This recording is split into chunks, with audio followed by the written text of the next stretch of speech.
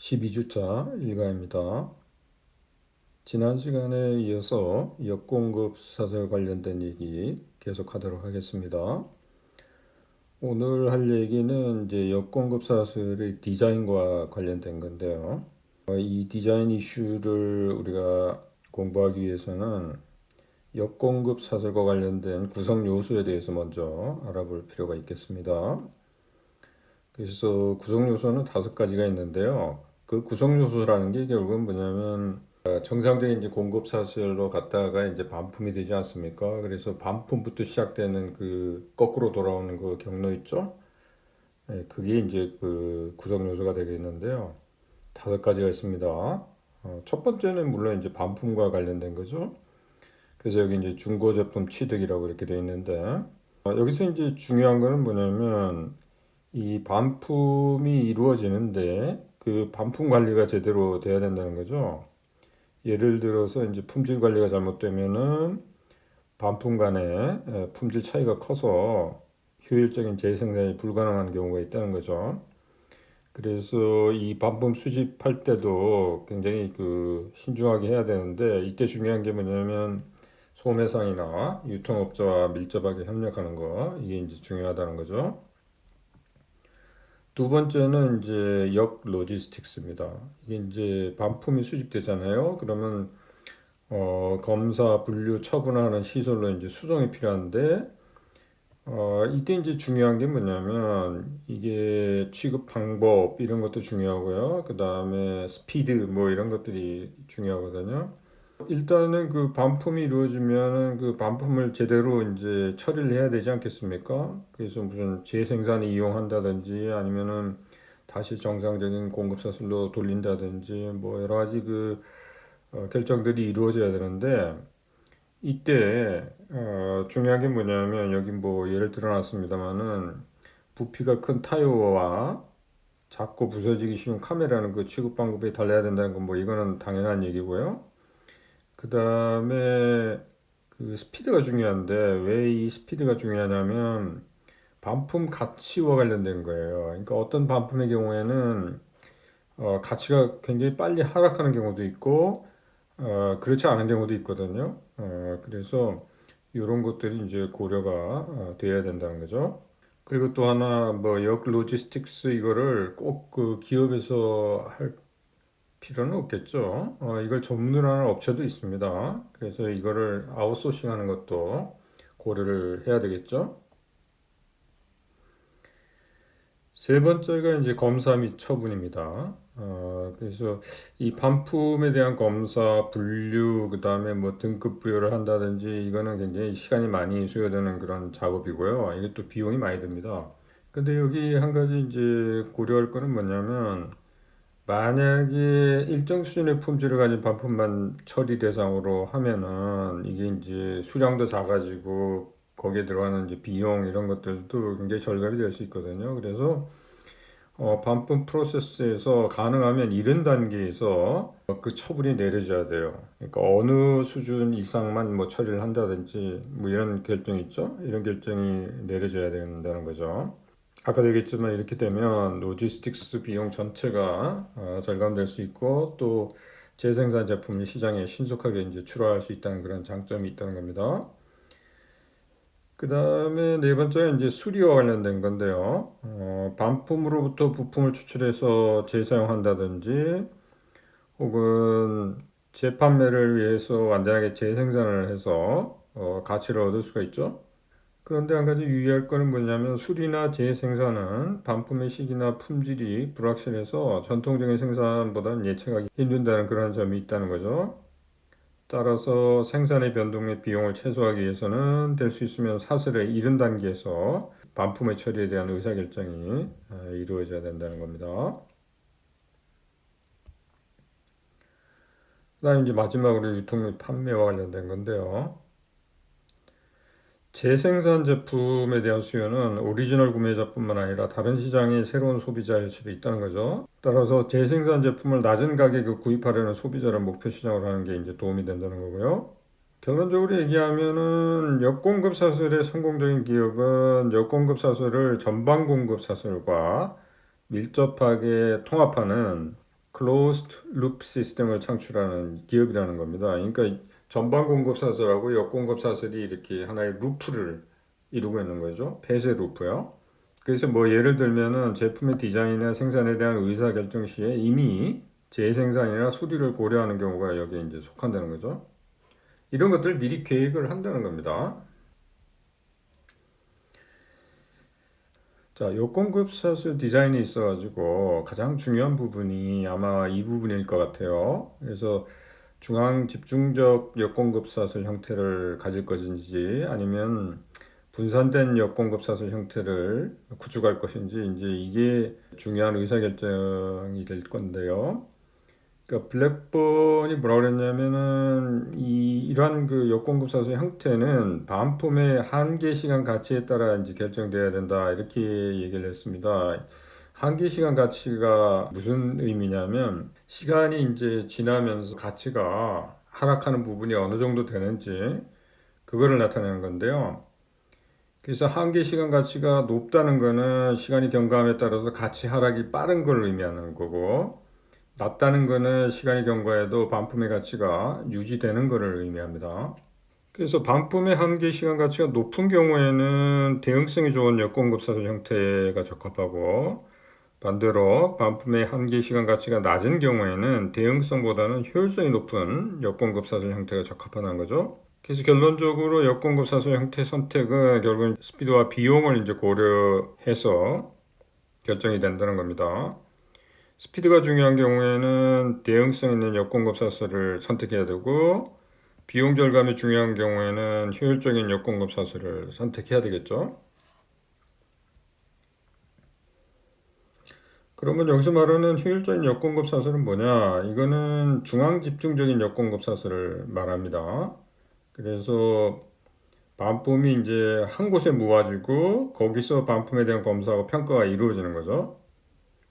그래서 평가 결과에 따라서 이상이 없는 새 제품은 다시 전방 공급 사슬에 투여되고 수리 후 판매 가능한 제품은 재생산 프로세스에 투여되고 나머지는 부품을 분리수거하거나 혹은 고물로 이제 처리되는 거죠.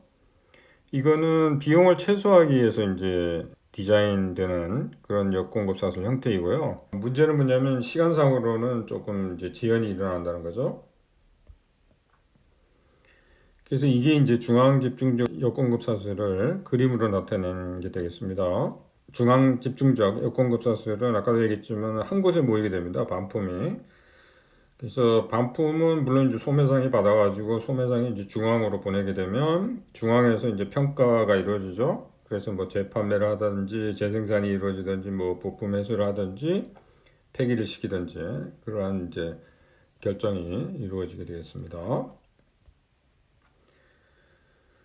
그다음 대응성 있는 역공급 사슬은 중앙 집중적 역공급 사슬에 비해서 시간 지연이 덜 일어납니다.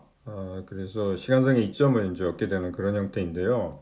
이걸 뭐라고 그랬냐면 프리포먼트 전략이라는 건데 이걸 이제 프리포먼트를 이거를 우리나라 말로 번역하면 앞당김이라고 제가 번역을 했습니다. 이 상당히 번역하기가 어려운데, 그러니까 포스포먼트는 여러분들이 뭐 지연시킨다는 거 알지 않습니까? 프리포먼트는 이걸 앞당긴다 이제 그런 걸로 보면 되겠습니다.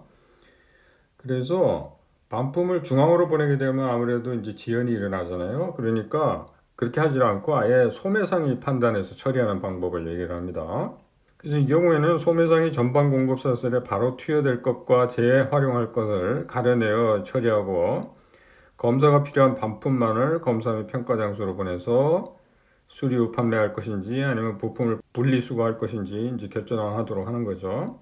이거는 이제 분산된 역공급 사슬이라 그러죠. 이거는 아까도 얘기했지만 시간 지연을 최소화할 수 있다는 이제 장점이 있고요. 또한 물론 이제 중앙으로 보내기도 하는데 중앙으로 보내는 물량은 확실히 작아지죠. 그렇게 되면은 검사 시간도 줄어들고 시간을 좀 절약할 수 있겠습니다. 근데 이 대응성 있는 역공급 사슬에서 이제 중요한 역할을 해야 될 사람들이 이제 소매상이거든요. 근데 문제는 뭐냐면 소매상이 과연 반품에 대해서 그런 판단을 제대로 할 수 있느냐 이제 그게 가장 관건이 되겠고요. 또 물론 기술력이 있더라도 그런 동기부여가 돼야 되죠. 만약에 이제 그런 반품을 판단할 능력이 부족한 소매상의 경우에는 이제 지원을 해야 되고요. 이건 물론 이제 아웃소싱 같은 거 이런 것들 통해 갖고 좀 지원을 한다든지 하면 되겠고요. 그 다음에 아까 얘기한 뭐 동기부여를 위해서는 만약에 이제 비용 절감의 혜택이 있다면 그걸 이제 소매상하고 생산자가 이거를 공유하게끔 하는 계약 이런 것들을 체결을 통해 가지고 동기부여를 할 수 있겠습니다. 자, 이게 이제 분산된 역공급 사슬 그림인데요. 그래서 반품이 이루어지면은 소매상이 이제 판단을 하죠. 그래서 만약에 이제 검사 같은 게 필요하다면 이제 중앙에 테스트 및 수리 시설로 이제 보내게 되죠. 그 위에 거는 소매상이 판단을 해서 처리를 하는 형태고요. 중앙에 보내는 그런 물량은 아무래도 줄어들죠. 그러면 시간 지연을 많이 축소시킬 수 있다는 그런 장점이 있겠죠. 공급 사슬의 형태는 이제 반품의 종류에 따라서도 달라질 수가 있는데요. 물론 여기서 형태라는 거는 이제 대응성에 초점을 맞춘 거냐 아니면 효율성에 초점을 맞춘 거냐 이제 그 두 가지 중에 적합한 것을 선택하는 문제가 되겠습니다. 그래서 수명 종료 반품 같은 경우에 그러니까 타이어, 배터리, 뭐 건축 폐기물 이런 거 같은 경우에는 비용이 가장 문제가 되거든요. 그래서 이때는 이제 효율적인 역공급 사슬이 필요하겠고요. 그 다음에 두 번째 사용 종료 반품의 경우에 그러니까 뭐 예를 들면 리스가 종료되었다든지 혹은 뭐 신제품과의 교체를 위해서 반품이 이루어지는 경우 이런 거 같은 경우에는 시간적인 가치가 굉장히 중요하거든요. 그래서 이 경우에는 이제 대응성 있는 역공급 사슬이 요구가 되겠죠. 그 다음에 세 번째 이제 거래상 반품인데요. 이 거래상 반품이라는 거는 이제 그러니까 재고가 남았을 때 그 반품이 이루어지는 경우 이런 것들. 그 다음에 고객의 일반적인 반품 뭐 이런 것들이죠. 이런 거 같은 경우에도 역시 시간적인 가치가 중요하니까 이때도 이제 대응성에 초점을 맞춘 그런 역공급 사슬이 요구가 되겠습니다. 그 다음에 재사용이 가능한 품목의 경우, 그러니까 캔, 병, 뭐 이런 것들 있죠. 이런 거 같은 경우는 시간보다는 이제 비용이 중요하죠. 그러니까 이 경우에는 이제 효율적인 역공급 사슬 형태가 적합하다고 볼 수가 있겠습니다. 자, 그 다음에 이제 역공급 사슬 관련해 가지고 또 우리가 고려를 해봐야 될 게 이제 모듈러 디자인입니다. 모듈러 디자인을 이렇게 하게 되면 아무래도 나중에 이제 반품이 이루어졌을 때 그 반품을 해체하는데도 굉장히 도움이 되겠죠. 모듈러 디자인이 되어 있다면. 이미 말씀드렸다시피 이 모듈러 디자인이 어디에 이용되냐면 이제 대량 맞춤을 실천하기 위해서 이게 이용이 되고 있잖아요. 그래서 이런 모듈러 디자인이 된 제품 같은 경우에는 그 중에 일부 모듈만 교체를 하면 제품을 계속 사용할 수 있다든지 이런 게 이제 가능하게 되죠. 그래서 경제적으로 상당한 그 이점이 있는 그런 형태가 되겠습니다. 결론적으로 얘기하면 모듈러 디자인은 이제 반품에서 가치를 해소하는데 상당한 기여를 한다는 거죠. 이런 모듈러 디자인하고 새로운 재활용 기술의 발전으로 효율적이고 대응성 있는 이런 역공급 사슬의 구축이 가능하게 되었다는 겁니다. 마지막으로 이 역공급 사슬과 관련돼서 실행하는 데 있어서 장애 요소하고 앞으로의 과제 여기 대해서 한번 얘기를 해보면요. 사실 아까도 잠깐 나왔지만은 생산자하고 소매상 간의 반품에 대한 이제 마찰이 있을 수가 있어요. 왜냐하면 반품이 누구 책임이냐 여기에 대한 문제. 그 다음에 이제 반품의 가치를 오리지널 구매가로 할 건지 아니면 일부분만 인정할 것인지 문제. 상환의 시기 문제 이런 것들이 다 관련이 있거든요.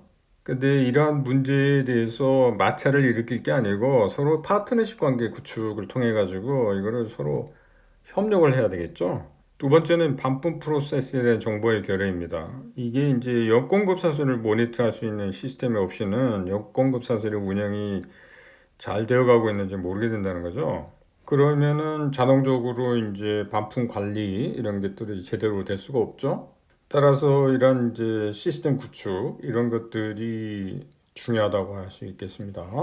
그 다음에 세 번째는 이제 이 반품 처리와 관련된 이제 소극적인 자세가 문제가 될 수 있어요. 이게 아직도 여기에 대해서 기업들이 좀 소극적인 경우가 있어요. 근데 우리가 쭉 얘기했듯이 이거를 소극적으로 임할 게 아니라 적극적으로 오히려 가치를 해소하는 쪽으로 이 자세를 가지는 게 중요하다고 할 수가 있겠습니다. 자, 이상 우리가 이제 여권급 사슬에 대해서 한번 공부를 해봤는데요. 결론적으로 좀 얘기를 해보자면, 이제 기업들이 전방 공급 사슬만 이렇게 생각할 게 아니라 거기서 역공급 사슬까지 포함된 이 폐쇄 루프 있죠?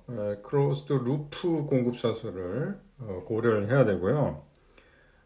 이게 이제 중요한 이유가 뭐냐면, 물론 이제 환경 규제랄지, 물론 정부의 규제, 이것 때문이 아니라 적극적인 자세를 통해서 가치를 회수한다, 이런 식으로 생각을 해야 된다는 거예요. 그러니까 결국 기업의 목적이라는 게 이제 수익 최대화 아닙니까? 그러면 수익 최대화를 위한 노력의 일환으로 여건급 사슬에 이제 초점을 맞춰야 된다는 그런 얘기가 되겠습니다.